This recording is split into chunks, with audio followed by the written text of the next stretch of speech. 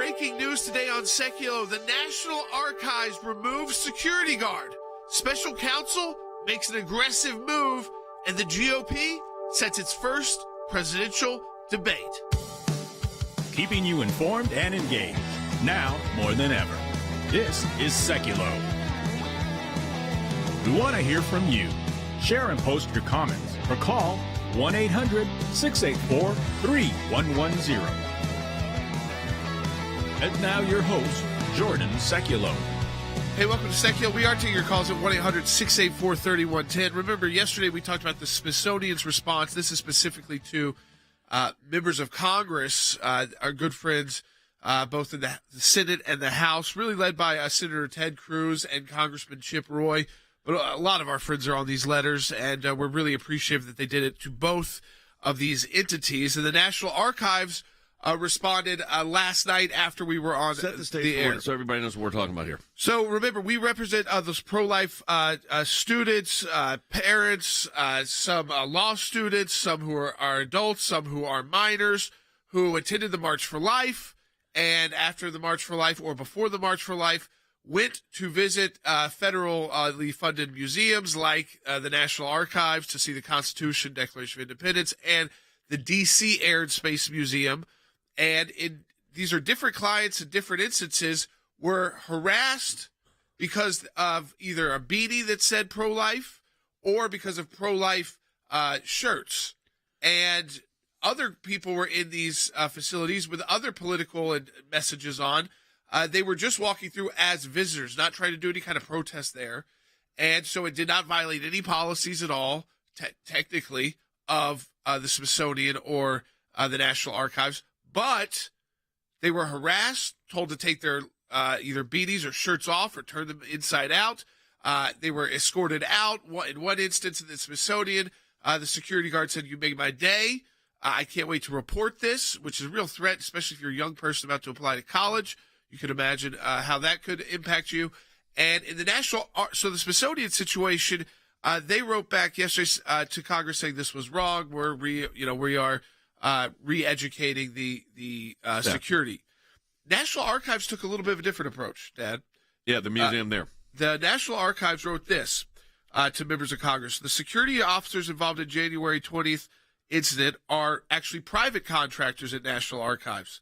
So our vendor conducted its own investigation of the incident and determined a supervisor that employed who was working that day provided instructions to other security officers who worked for the same vendor that were contrary to our policy. So there is a policy. Right. And the supervisor took action that they say is contrary. The vendor has removed that supervisor from the National Archives contract. So that person will no longer be there, who was, obviously there was someone there instructing those other security guards to act this way at National Archives. Because it wasn't just one. Remember, guard. in National Archives also, we already have a preliminary injunction. We went to federal court, got a consent decree, which is a federal preliminary injunction, which means they can't enforce a policy that discriminates against these students or anyone engaged in wearing a passive shirt that has a message on it.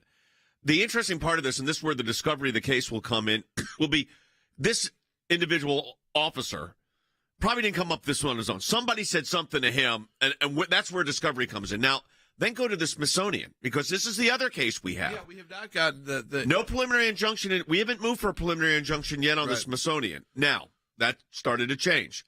So over the weekend, we started the process of getting ready for a preliminary injunction on the Smithsonian. What's interesting about that case and what's important about that case is it's a separate government agency, federal entity it's called.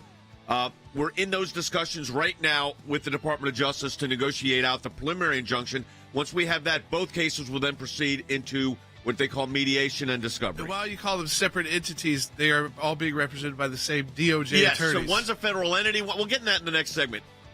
One's not even a federal agency and still represented by the Department of Justice. All right, folks, we're going to take your calls. But you always ask, will anything happen to these people? Yeah. It's already starting to happen. That person will never be at National Archives again in a supervisory security role.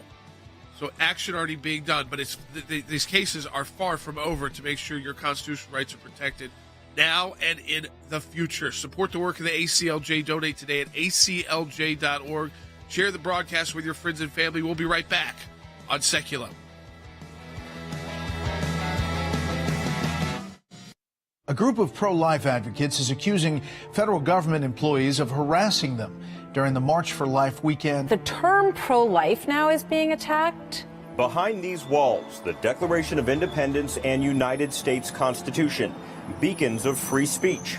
What happened inside this building 3 weeks ago raises questions about the First Amendment. Wendy Lee Lassiter and others were in Washington for March for Life. Lassiter says when she and the group walked into the National Archives, an employee confronted them. He said I had to take my sweatshirt off before I could enter the building. And I was just kind of like, what? This is America? Things like this shouldn't happen. Lassiter and others are suing the National Archives. These apologies they only issue after we come out to the public and say what happened. We got a temporary restraining order, and actually a preliminary injunction now, against the National Archives. They consented to this order being issued, knowing that the court would have ordered it, which they ended up doing, of course. We filed a federal lawsuit. We sought temporary restraining order, preliminary injunction, and damages. You asked for temporary relief because there are students going back there. In our fight against the attack on pro-life speech, the demonization of pro-life speech, we've seen it from the Biden administration itself,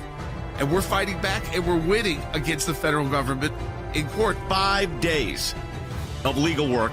We got this first matter so the students and others, it applies to anyone, can go back now and exercise their constitutional rights. A huge win. This order goes out not just to security officers, but to everyone who interacts with anyone from the public at National Archives and all National Archives facilities. It's pretty remarkable to get into a court, get a TRO, and get a preliminary injunction this fast, this decisively, and to get the organization to admit that they screwed up.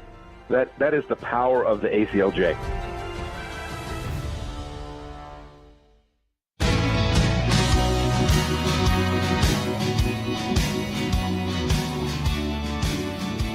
All right, welcome back to Sekulow. We are taking your phone calls as well, 1-800-684-3110. So we're starting to see movement in the lawsuits we filed, both against the Smithsonian and specifically the incident that happened at the Air and Space Museum with the pro-life students, and at the National Archives, all on January 20th, which was the March for Life. And the interesting action here is we're getting responses back from congressional inquiries. We got the Smithsonian's yesterday. We talked about that on the air. Today, we have the National Archives, which came in last night, and they have actually removed the security supervisor who gave the instruction to other security guards there to harass and tell these to tell those who had the pro-life T-shirts on. In that case, it was mostly T-shirts and buttons, to either take the shirts off, which is pretty absurd, or turn them inside out. And their harassment continued throughout National Archives as well. So they're saying that supervisor who told then other security to act that way. So it's, again, always admitting to all of our allegations. That's important, too. Everything we alleged, they have confirmed, either through their responses back to Congress, through the consent decree order in the National Archives situation. That supervisor will no longer be at National Archives, and it comes from a private vendor, they said, so that might be different from Smithsonian, but they will not be no longer there to supervise security at the National Archives ever again. You know what's so interesting about all that, Jordan? It's not over. No. Oh, it's far from over because we didn't even start discovery yet. But you got the Smithsonian, which is considered under law not a federal agency like the Department of Justice or the National Archives. It's considered a federal entity. It's got federal control. And everybody was of the assumption that means they'll probably have outside lawyers. Well, it ends up they've got the same Department of Justice lawyers that are representing the National Archives Museum. Same interpretation we have, which is that because the majority of their funding is federal.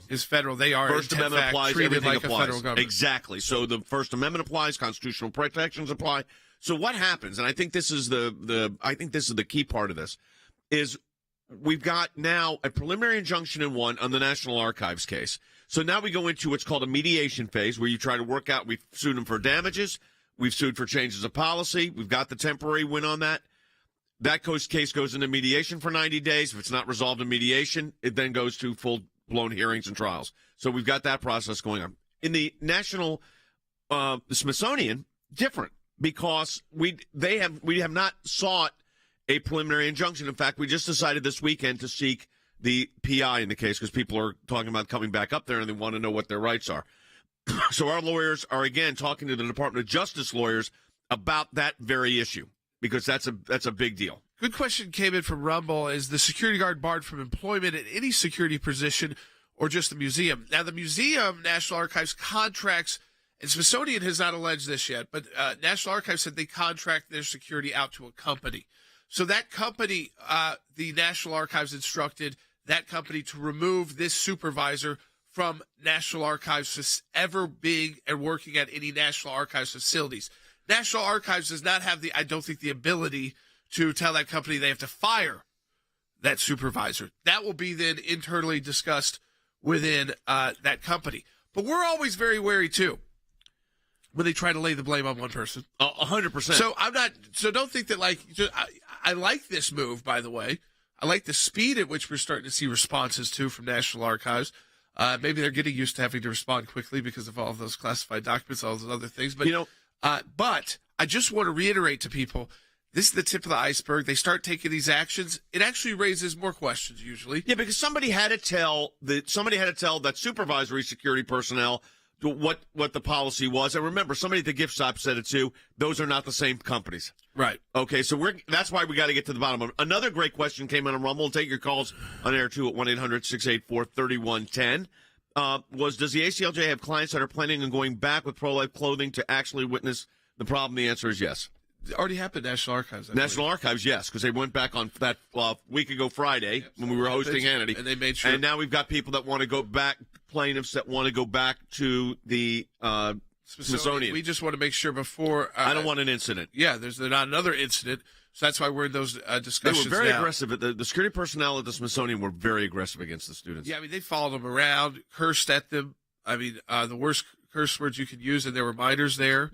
Wring their hands saying, "You've made my day," threatening these students. Some of the students, we had clients that did not want to go on the pleadings because they thought it would affect their applications to college.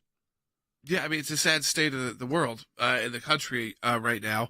But we do have brave clients who did stand up, and that they will then ensure that everyone's rights are protected, even those who are quieter and less inclined to join lawsuits. Correct. Because it protects, when we win these, it protects everybody and all speech. But we've got to get into the next phase of this, which is the discovery phase. Let me tell you what that means, folks. That means you start taking depositions. You send written questions. We want to know who authorized the policy. What is the actual policy? How was it interpreted? How did the supervisor find out that it was wrong? How did you tell him it was wrong? We'd like to know. They said they investigated their insurance the security company. We'd like that investigation, because some security personnel is going to say, "Hey, that wasn't me. I got this from somebody else." So that's where the trial prep comes in. Now, we've got a 90-day, 3-month window. We're 2 weeks into it already to try to resolve it.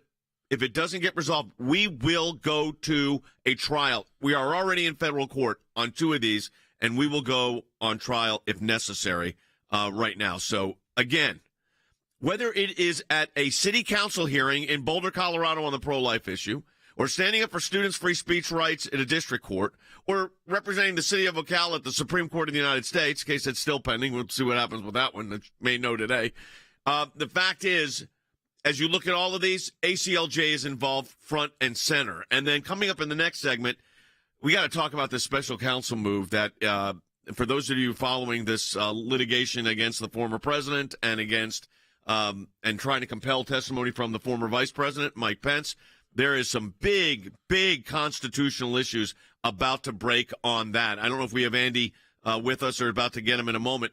He's going to be joining us. But this is, Jordan, the special counsel, Jack Smith, is moving very aggressive. He subpoenaed Jared and Ivanka, which is interesting because in a situation like that's a daughter and the son-in-law of the former president, right? And they're compelling. Andy's with us, so you got a very unique situation here, Andy. With Jack Smith is the special counsel that's been appointed by the Attorney General to investigate January 6th litigation. There's a grand jury impaneled for that. There's a grand jury impaneled for the handling of documents. He tried to get a contempt order on the documents and lost that in federal court, interestingly, in Washington, D.C., not the judge in Florida. Now he is preemptively going in against Mike Pence on an issue there. So let's talk about that for a moment. Vice President of the United States clearly can assert, and the former president will assert, executive privilege. But there's another privilege here, and that is speech and debate clause. That's That's exactly right, Jay. The Constitution provides that the Vice President of the United States, in his capacity as President of the Senate, presides over the Electoral College and the electoral votes, the tabulation of the votes, the announcement of the results. Vice President Pence will likely assert, if he hasn't already, that the speech and debate clause of the Constitution, which is a clause that says anything that a legislative official does, senator or U.S. representative, says or does in the debates, speech, proceedings, or deliberations as a member of their respective houses, going to and returning from same, and any speech or debate in either house shall, not will, not may not, but shall not be questioned in any other place. That's what we've got on our screen right now. So you cannot have the executive branch of government, through Jack Smith, his special counsel appointed by Merrick Garland, asking Vice President Pence, because of the separation of powers in our Constitution between the executive, judicial, and legislative branches of government, Jack Smith, we would contend, Mike Pence would contend, has no right to be asked what he did as presiding officer, president of the Senate in the Electoral College. So let me put this in a perspective for everybody to understand, because it's and we're going to get into this more in the next segment. We'll take your calls on this too at 800-684-3110. But let me get you to understand this. The Vice President of the United States has a very unique role because he is, of course, a member of the executive branch. When you're Vice President, you have the President, the Vice President. Those are constitutional offices under Article 2, the executive branch of government. But interestingly, and only the Vice President of the United States is also an officer of the Article 1 branch of government, the legislative branch of government. He is the President of the Senate. That is Article 1, Section 3, and Clause 4. I want to get into this, folks, because this is a constitutional challenge. We're going to get involved on briefing this at the ACLJ because, folks, this is a huge constitutional issue. And it affects members of Congress and it affects vice presidents, and that's what the ACLJ does. So we're going to get into this in greater detail in the next segment of the broadcast. A lot of you have just joined with us. Share it with your friends if you're on any of our social media feeds. We encourage you to do that. Do that right now. And again, support the work of the ACLJ at aclj.org. That's aclj.org. And, of course, follow us on social media as well. Yeah, that's right. We've got great stuff, reels and places like that, like on my official Jordan Sekulow Instagram. I think you will really enjoy that, the reels that we're putting together, because they're great to share with your friends and family members, younger people who utilize Instagram as well, and young at heart, because you can share those comments really quickly and those videos really quickly. We may be on the verge of several major legal battles involving the Justice Department, Donald Trump, and his former VP, Mike Pence. Smith wants Mike Pence to testify under oath in the investigation into Trump's role in the January 6th riot. Former Vice President Mike Pence is planning to resist a subpoena. Pence plans to argue legislative privilege, citing his former role as president of the Senate. The Constitution provides certain protection for each branch from basically insulating them from political pressure from the other branches. And so the legislative branch has this protection in Article 1, Section 6 of the Constitution that says essentially that they can't be compelled to talk about certain conversations or issues related to their legislative duties. He actually does have some substance in this argument. There's really two questions. First of all, is he covered by the speech and debate clause? The Constitution says that members of Congress can be covered. Now, he was the president of the Senate in his role as vice president, and the courts have construed that broadly. They've actually said it can apply to congressional staffers as well. So I think it likely will apply to Mike Pence. The second part, though, is will his testimony relate to his legislative duties? We just heard Mike Pence say everything I was doing that day was in my capacity as president of the Senate. How literally is the court going to read the Constitution? Because it does say senators, and we do know that the vice president is not a senator, but they might say for the purposes of, this ceremonial duty, he is essentially exercising legislative duties and therefore is somewhat of a senator, even if he isn't technically a senator. You think this fight could go all the way up to the U.S. Supreme Court? Absolutely, and timing is going to be so important here. It will start at the district court, which is the trial court level. Whoever loses there can automatically appeal to the Court of Appeals. Whoever loses there will certainly try to take it to the Supreme Court. And, of course, it's up to the Supreme Court, but this kind of case is tailor-made for them.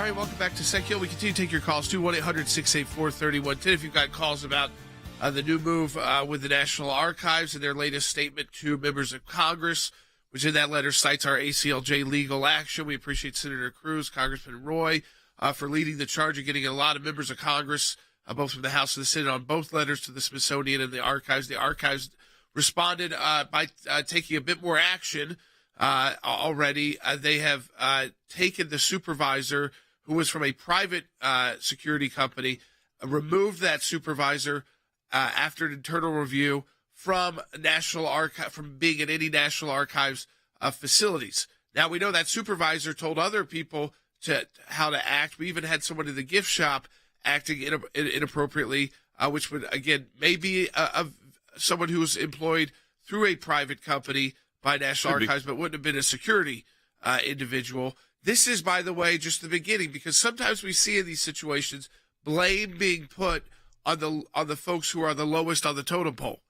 And here, nothing against security guards. What I'm saying is they are privately contracted out. So it's easy for the archives to say, see, it was no one at the actual National Archives who came up with the bad policy. So that raises, of course, our suspicion, and we'll get into that, and it raises further questions. But the good thing about both these responses to Congress, Dad, everything we alleged in the lawsuits has been confirmed by Archives and Smithsonian, two members of Congress. It has, and we have in place right now a preliminary injunction in the one, and that is the case involving the Archives Museum. We don't have one yet on the museum at the Smithsonian, but those are coming.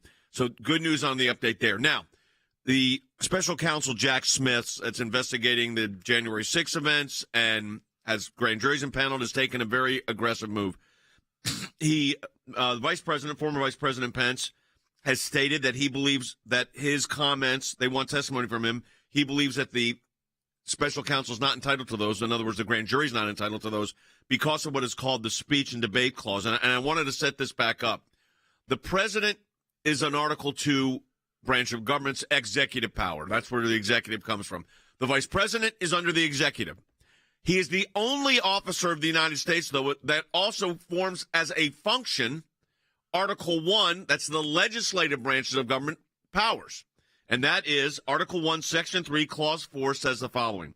The Vice President of the United States shall be President of the Senate, but shall have no vote unless they be equally divided. In other words, if there's a tie. But we also know from the election clause of the Constitution, you got to put this together, that the election clause of the Constitution gives the Vice President the authority to oversee the tabulation of the Electoral College. So you've got all of that. Then, so Jack Smith wants the testimony from Mike Pence. What is interesting is Article 1, Section 6 says the senators and representatives shall receive, and it talks about compensation. It talks about protection that they get in cases except for treason. They'll be privileged from arrest during their attendance in the session and in going to and from the session, and for any speech and debate in either the House, they shall not be questioned in any other place, which would mean an Article 2 court. Now, here's the legal question that's going to be for the Supreme Court of the United States. It says, Andy, the senators and representatives. Mike Pence is the president of the Senate, but he is not a senator per se. That's exactly correct, Jay. You've analyzed it properly. But what former Vice President Pence is going to be saying, and what his counsel, who's very eminent and qualified constitutional lawyer, will articulate, is that he is de facto a United States senator when he is presiding over the House of Representatives and is engaging in speech or debate in that body. When he is tabulating the votes in both houses, before the Electoral College, which convenes in the House of Representatives, he is performing legislative functions. And because he is performing legislative functions, he cannot be questioned, as the Constitution says, will not be questioned, may not in any other place. In other words, Jack Smith, the special counsel, cannot interrogate, cannot demand that Vice President Pence, in his capacity as presiding officer of the Senate, because that's what he's doing when he's presiding over the Electoral College. He's not acting as vice president. He's acting as president of the Senate. You cannot question him about anything that he did, said, deliberated, or had anything to do with when he was presiding over the Electoral College as president of the Senate. And that's why he would say that the subpoenas should be quashed and that he should not be compelled to be questioned in any other locale. Of course, Jordan, he also has executive privilege. And that President Trump, former President Trump, is asserting that as well.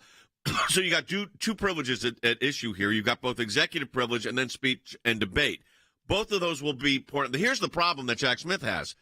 His time clock is running because, as we're going to talk about later in the broadcast, the first debates for the GOP start in August of this year. Yeah, I mean, just to make it clear to everybody, I know that can sound pretty soon. People are probably doing summer planning right now or already have. In August in Milwaukee, there will be the first GOP presidential primary debate. And right now there's two declared candidates. Which will be 14 months ahead of the election. Yes, 14 months ahead of the election. Again, it'll be interesting to see how many candidates we have, what will be the parameters. I don't know if we have all of that yet. Do we have like the actual parameters to qualify? To qualify? No, this is just the general, because they usually do that. Especially if you get 14, they might have to have 2. But all this runs into the issue with this is, though, you're in the middle of a political season already, Andy. You're a year and a half out. The legal part by then. Yeah. And then you got the legal component here, and the Department of Justice policy is to not interfere with an election. And they're running smack dab in it here. The Justice Department has said we don't do anything that is going to interfere with or may affect the outcome of an election that is forthcoming, James Comey notwithstanding. And actually, that's a good point to bring that back up. James Comey notwithstanding, because James Comey violated DOJ guidelines when he said we're opening an investigation of Hillary Clinton, we're closing an investigation of Hillary Clinton, and then reopening it again. He violated DOJ guidelines. Of course, James Comey was above the law. James Comey was a law unto himself. He made his own decisions as to what he was going to do, and he was proud when he made those decisions, even though they were false and contrary to the policies of the Department of Justice. But as you pointed out, properly speaking, the Justice Department does not interfere in anything that may be election or outcome determinative, and yet Jack Smith's got a very short window of 5 or 6 months in which he's got to do whatever he's going to do before the presidential debates on the Republican side begin in August. That's a pretty short time frame to litigate a case that may end up in the Supreme Court. I think it is going to.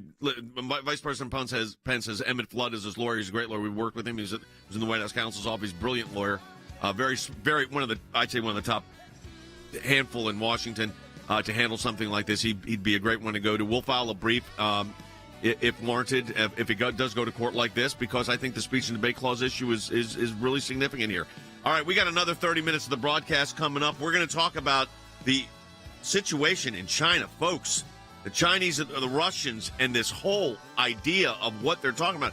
We've handled cases in Beijing, in China.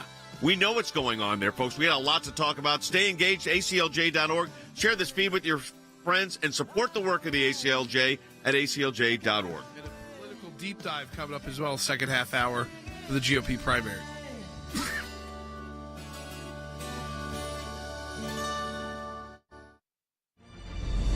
The ACLJ has a 30-plus year history of fighting on behalf of you, our members, in support of life, abortion's murder, religious liberty. A Turkish court has freed American pastor Andrew Brunson. Justice, personal freedom, and constitutional government. Our freedoms are under attack. Now, more than ever. We are not going back. Abortion is out there. Yet another week of violence. They use their power and influence to push deeply un-American causes that threaten to destroy our country. Abortion on demand, socialism, inflation, cancel culture, weakness in the face of our adversaries. We owe it to our kids and grandkids to defend the things that make this country great. It's time to take the gloves off and uphold American values. Go to acljaction.org to learn more.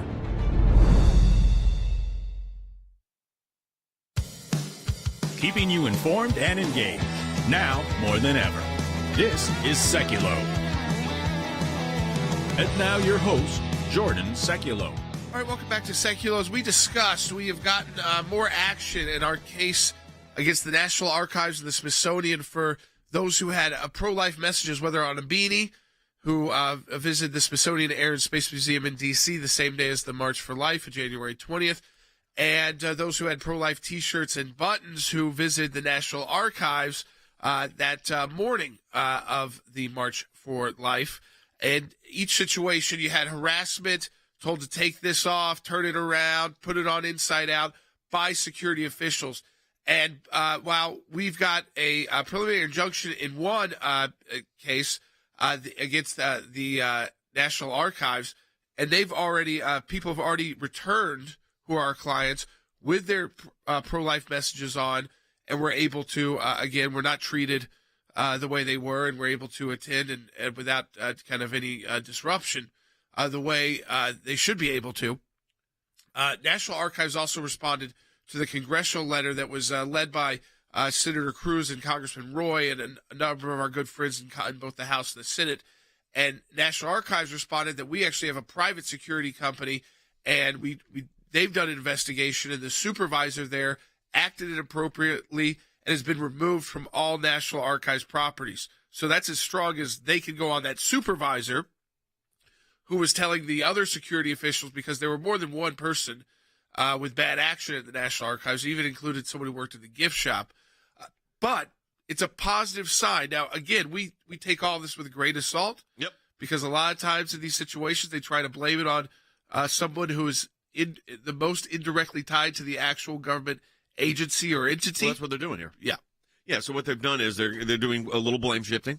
At least they acknowledge that our facts in the complaint are correct, which is a big win. We've got a preliminary injunction, another big win. We want to find out how this policy started. The security company that the National Archives Museum contracts with said they did their own investigation. I want that investigation. I want that material. I'm going to depose those investigators. So they've told us all this. We're going to depose the investigators that did this. We're going to find out if the National Archives sanctioned this, because there was an interesting dialogue at the gift shop at the National Archives. Now, I don't know if they were National Archives employees, federal employees, or contracted, don't know, but they said the same kinds of things. And it also happened at the Smithsonian. But in the archives, we've got an injunction. We're in mediation. So we're going to tell them in that mediation, here's what we want in mediation. We want the report from your security company. They did an investigative report. We want that report. We want to know what investigative action was taken. We want to know who communicated this policy. We want to know why the National Archives gift shop personnel were saying the same thing. Interesting dynamic. Then we're going to go over to the Smithsonian. And in the Smithsonian, no injunction in place. We're in federal court. We're in federal court. Lawsuits filed on both of them. We are going to be moving for a preliminary injunction this week. We've given the opportunity for the Smithsonian Institute to consent. If they do not consent, we will then take action. So that's where that is. For then consenting for a preliminary injunction. We talked about that. Then we said Jack Smith, the special counsel, wants Mike Pence in. He's gone very aggressive. He wanted Jared and Ivanka in as well. Jared Kushner, Ivanka Trump Kushner. They wanted them in. And on top of that, he preemptively has gone to court to compel the former vice president to testify. And as I said, uniquely Article 1, Article 2, speech and debate clause, big issues there. But he's moving aggressively. I want to play this quickly as a flashback from an interview I did with Fox News about how the ACLJ action works. And this involved the National Archives and Smithsonian. Take a listen. These apologies they only issue after we come out to the public and say what happened. So these are not proactive apologies. So none of this would happen without the work of the ACLJ and our clients.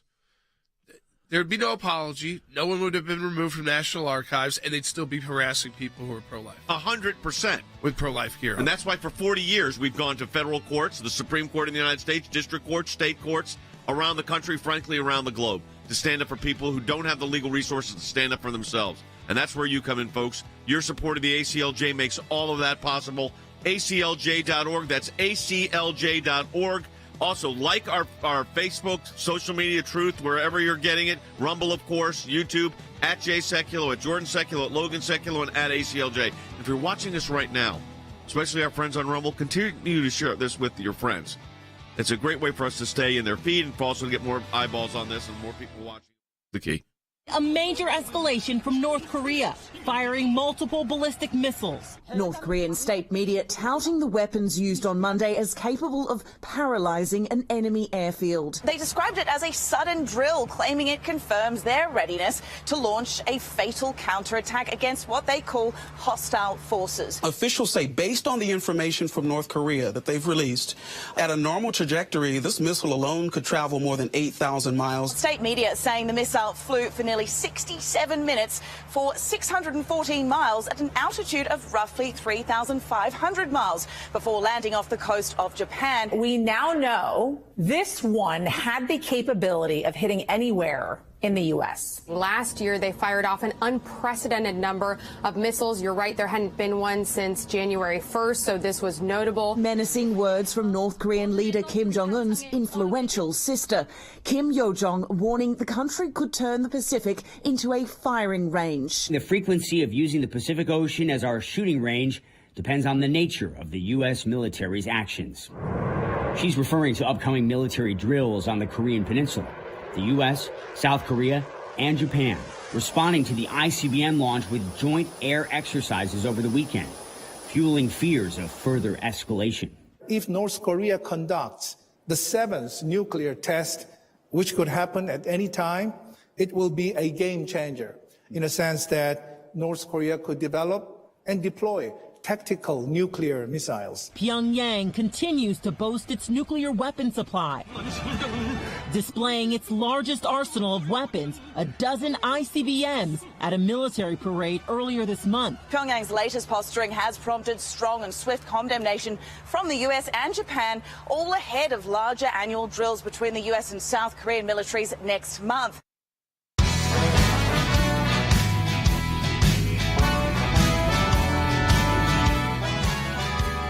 All right, welcome back to Sekulow. We are taking your calls as well. 1-800-684-3110. That's 1-800-684-3110. We wanted to get into, we're going to get into politics as well. In fact, in a few minutes, you should start giving us a call. Because the first GOP debate, you may think like, oh, that's still a while off. August. Not so long. And when you're making summer plans, they're making plans. So, I mean, you're going to have the first GOP presidential debate, which we know at least Donald Trump and Nikki Haley will be there. I suspect many more. My question to you is kind of one, who are you most interested in seeing in that debate? And who are you supporting? Are you supporting anyone at this point? A lot of folks haven't gotten in yet, but there's a lot of indication about who will. So give us a call, 1-800-684-3110. There's no right or wrong answers there, by the way. Just give us a call. All right, so let's go to China because breaking news alert, China has come up with a 12-point peace plan for Russia and Ukraine. Colonel Wes Smith has evaluated this. I think China is in a very strategic and unusual spot, and they are trying to show that they are the leaders of the free world. Don't kid yourself for a minute. What do we have here, Wes? Oh, absolutely. They have declared that they intend to outpace the United States and to be the only superpower within the next 2 decades. And they, meanwhile, are buying and exerting influence in Africa, in Asia, and now in Europe as well. This 12-point plan, today is the 1-year anniversary of Russia's invasion of Ukraine.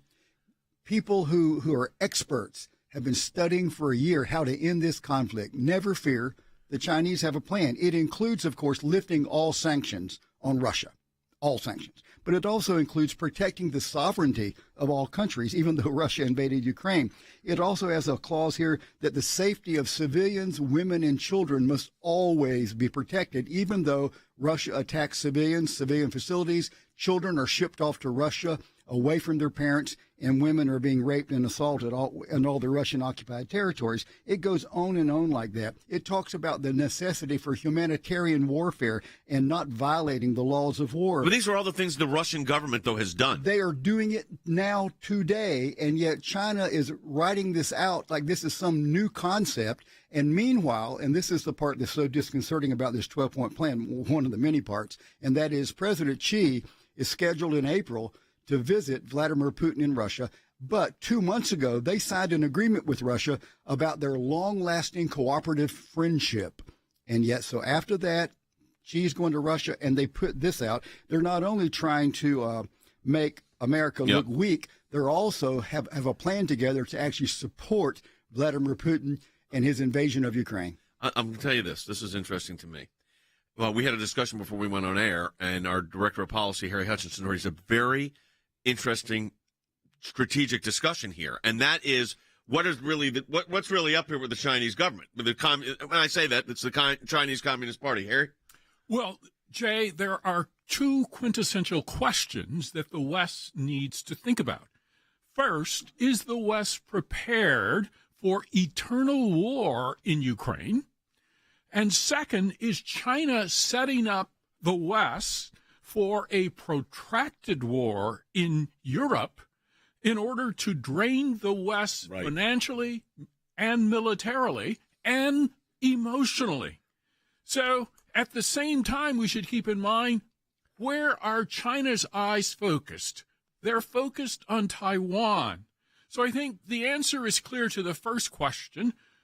Europeans and Americans are not prepared for an eternal war in Ukraine. Already, citizens in Germany, Hungary, and in some areas of the United States are tired of the war. They support Ukraine, but there's less and less support for the continuation of sending weaponry to Ukraine.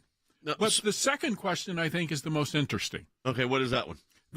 It seems, and that is whether or not China is setting the West up. And I think that's precisely, I think there's an affirmative answer to that particular question. Well, here's the concern with that, and this is, we've done legal work in China years ago. This is very complicated. When we talk about nine-dimensional chess, the Chinese invented nine-dimensional chess.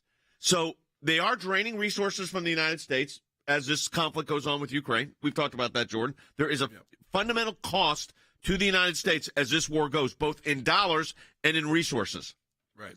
I mean, and of course, we're draining our military assets, actual federal dollars, and we're not taking care of Americans at home. And the problem with the U.S. assistance has been the assistance has not come with a plan to end the conflict. So now the Chinese are coming in with their plan. So Harry, phrase the question as is your concern, because this is what you said. The second issue is really what? The second issue is whether or not China is setting up the West for long-term failure so that the West is so drained of resources they cannot help Taiwan in their hour of need. So we're already running short of ammunition in the United States. We're running short of missiles. And now we're sending Abrams tanks to Ukraine. This is very helpful, I think, to the Chinese government. Also keep in mind that Russia has a long-term perspective on Ukraine. And so they can, I think, prevail in the long term. Yeah. There was a recent article published this morning in a publication called Unheard. And this individual had in-depth conversations with military and political experts in London, in Paris, and with Americans indirectly.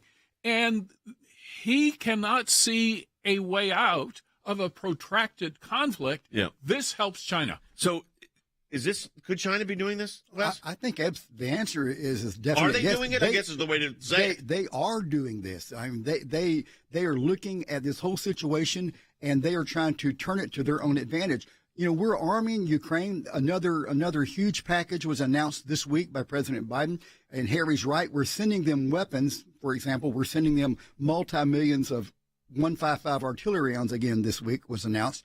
We are short on those. The manufacturer, and we only have one manufacturer for our 155 artillery rounds, they are running behind, and yet we're sending them ours. The same thing goes with cruise missiles and what have you. And so China is depleting the arsenal so that they do have an advantage if and when they attack Taiwan. What we should be doing, Jay, is not just arming Ukraine. I am dead serious. We need to be arming Taiwan, because when China attacks Taiwan, do we have the capability to do that right now? Yes, absolutely. With the resources going to Ukraine, though, can we do both? We have and keep our army maintained at appropriate levels. We would if President Biden would do what other presidents have done, because the world is on the brink of a world war. And he needs to put our manufacturing capacity, our defense contractors, on a wartime footing. He has not done that. But yes, we can do that. Here's the thing. We're slow walking aid to Taiwan the same way we did Ukraine. 2 years ago, we approved $19 billion for Taiwan. They still haven't received the arms. So here's the problem.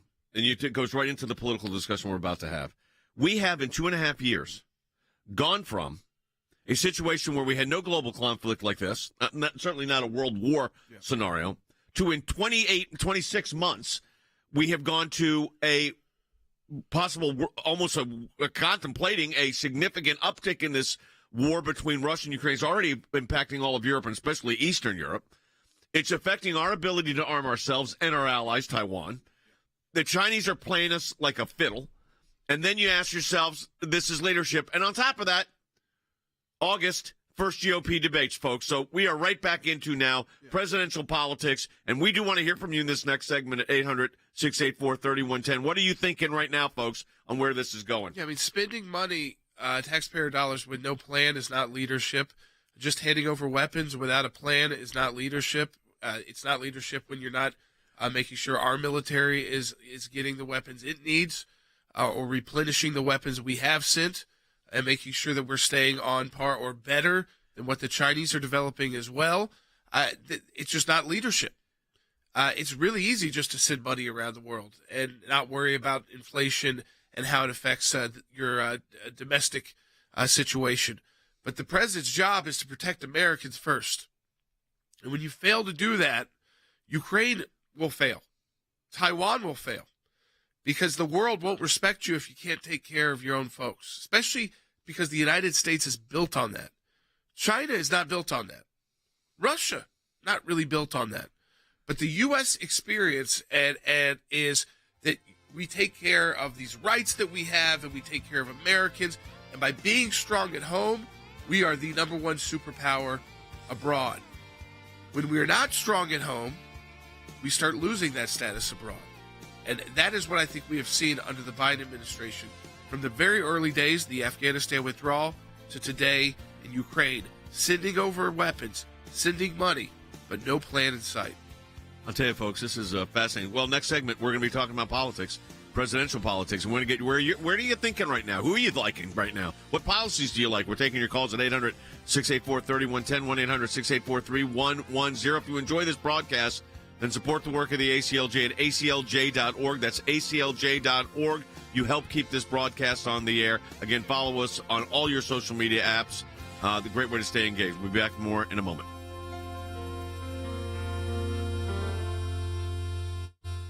When we see something, when we hear something, when we're concerned about an issue, we don't just talk about it. We do something about it. And that goes to our Government Accountability Project. If we allow leaders in Washington, D.C. to make decisions behind closed doors, unaccountable to the people, then we are going to get skewed and corrupt decisions. There are lots of other places that do lots of important work for America, but the ACLJ has taken up a lane which is irreplaceable. The Freedom of Information Act, that's a statute that allows us to get information from the government. Starts with a letter from our offices in Washington to these agencies. And it says, give us this information on these topics. And generally, they don't. And then we go to court. We go through a series of lengthy negotiations back and forth about what they'll give or what they won't give. We may get tons of information that's redacted, and we have to then go back and say, you redacted too much. We can't really find out what you're giving us because it makes no sense. So it goes through a process of litigation. That is how you get information, and that office is going to be more active now more than ever. The ACLJ has been extremely active in vigorously seeking to hold these bureaucrats accountable. We have filed hundreds of FOIA requests. We have received over 20,000 pages of documents in our litigation. Holding them accountable, holding the Biden administration accountable so that all Americans are able to have faith in their government. We will up our efforts. We will not stop. You're finding a nugget in a gold mine. Occasionally you'll come up with something that is really a bombshell, but you have to persist in doing it, and that's what we do. That's a little bit of what we do through our Office of Government Accountability, and of course that comes under our Office of Government Affairs. So your support of the ACLJ supports all of that.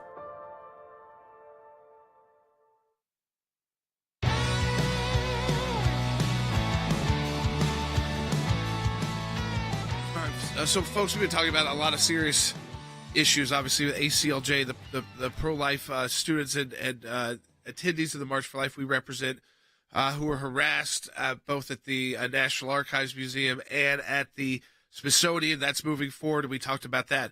We talked about China. We've talked about, about the special counsel asking Mike Pence to testify and what he may be asserting, which is his congressional role as president of the Senate. I mean, he can vote, the vice president, to break a tie break. And so the speech and debate clause and the protections that come with that, in light of this subpoena by Jack Smith for him to testify. Now we want to just remind you about how close we are. I mean, we're already entering the next presidential cycle because we have three Republican candidates now announced: Trump, Nikki Haley, and one who is more of an unknown but a billionaire businessman who is kind of an anti-woke in the biotech world, Vivek Ramaswamy, who is pretty kind of well known amongst the grassroots. He's announced he will run. Then there's that whole big list with plenty of friends of ours too. But the first debate, okay, this August. I mean, that could be hard for everybody to wrap their heads around. So this August, the first GOP presidential debate will be in Milwaukee, Wisconsin, which will ultimately hold the RNC.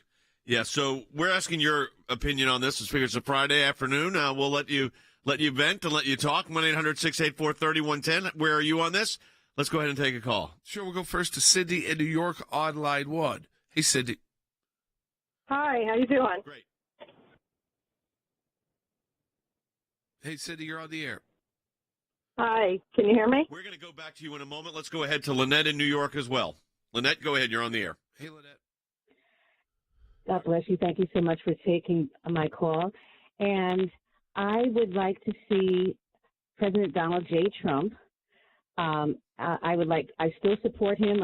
I'm an evangelical, conservative, black, college-educated woman, and I have always supported Donald Trump and still support him. I like the other people also, but in their positions that they're now in.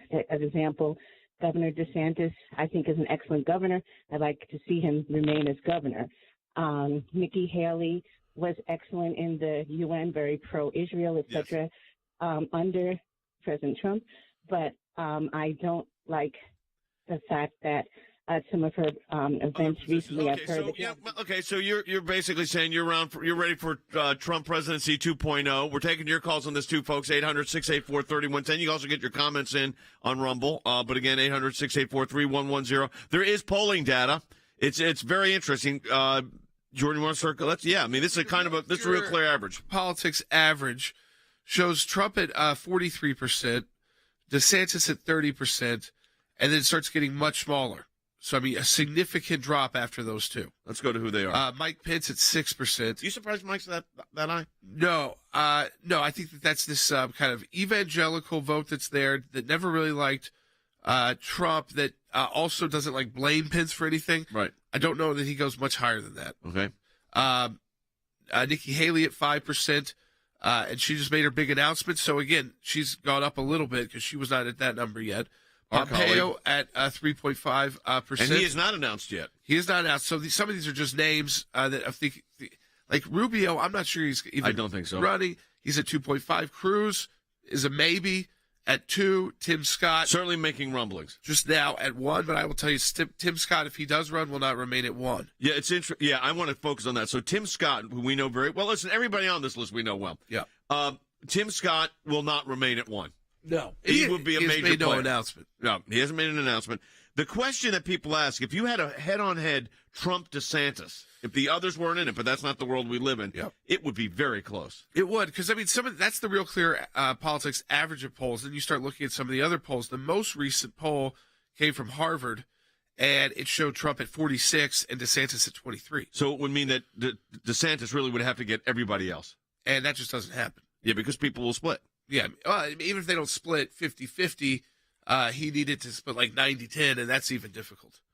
I think right now Donald Trump's in a good position. That's right now.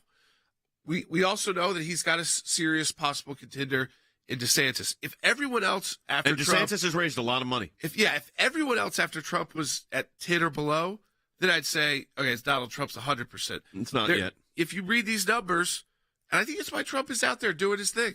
It's why he's in East Palestine. It's why he went to the McDonald's. Got the McDonald's for all of the first responders. Told McDonald's employees he knows the menu better than they do. And if you remember the amount of McDonald's at the White House and on his plane, yes, he is a fan. And I think that's endearing to people. Like a guy who could afford. Do you remember what it was? He just loves the Big Mac. Big Mac. Loves the Big Mac. Yeah, with cheese. It's the best Diet Coke. Everyone knows it's the best Diet Coke. I don't know what they do to it, but it's the best. All right, let's go ahead and take some more calls. Yeah, and so he can. But what I'm saying is, like, a guy who can afford whatever he wants to eat has still got that kind of working class connection, and I think that just shows who he is as a guy who, yes, very successful, obviously, becomes Good out retail of that campaigner construction too. world. Yeah, so we'll see. It's early, but it's not that early now. It's going to be turning quick. Cities. No, because by this August, that means that people will have campaign apparatuses and people will start choosing sides. You've been in those campaigns, you know. Cindy's calling from New York. Cindy, go ahead. You're on. Cindy dropped. Okay. I'll tell you what. All right. Here's what we're going to do. We're going to do this. I want to give you a kind of a bottom line analysis of what it looks like today. It could change drastically. Things can change drastically. But I'll tell you right now, the contender, the leader of it, is clearly Donald Trump. There's no and doubt that about wasn't necessarily the case. A few months ago, it was even closer. He's actually going up in the polls right now. Yes, so which is interesting with all the legal stuff going on. Some of that, I think his name is out there again a lot more. Yes. The media tried to kind of shun him, and then can't. you couldn't. Right. So you got that going on. DeSantis clearly a contender here if he announces. Yeah, the question is, can he get above? Now, he's got to have a change in Florida law to do it. Yes, because he cannot serve as governor and run for president. He could resign. I don't think. Do you think he would do that? I think it's usually the right thing to do. If you're going to actually run a full-fledged presidential campaign. I don't think if you're going to run a full-fledged presidential campaign, it's pretty hard to govern states. One thing to be a senator. Well, we got a colleague, Mike Pompeo, who has not announced, by the way. So I don't think he's made a final decision. Nope. He will poll well. Yeah, already at 3 without doing anything. Nothing. Announcing. The sleeper in this, and I don't think he's a sleeper by any stretch of the imagination, I think would be a real contender, is Tim Scott. But here's the interesting analysis. All of that collectively 5 or 6 more. Helps one person. Yeah. Donald Trump. Yeah. Oh, the more people at that first debate, the better for Donald Trump. The more people who make it to the first ballot, the better for Donald Trump. So his difficulty would be if it was him and DeSantis or him and Tim Scott one-on-one. Well, it's always more difficult for any candidate. Yeah, for anybody. Head-on heads are going to be closer. But on the Harvard-Harris poll, he's up by 23%. Yes. And remember, DeSantis is not – he's making the moves that look like an announcement, but he hasn't made that final call either. When do you think they have to, Jordan? I mean, only got 30 seconds left. We now know – I mean, you're going to be debating in August, which means you got to have a prep team. You got to be ready to go. So I would say May, latest? Yeah, because you want to have a couple months to get ready just for that. Yep. All right. Everybody have a great weekend. And support the work of the ACLJ at aclj.org. Everybody on that list that's running, we're friends with and we work with, so we know them well. ACLJ.org, and follow us at Jay Sekulow, at Jordan Sekulow, at Logan Sekulow, of course, at ACLJ on all social media. And we will talk to you next week. Have a great weekend.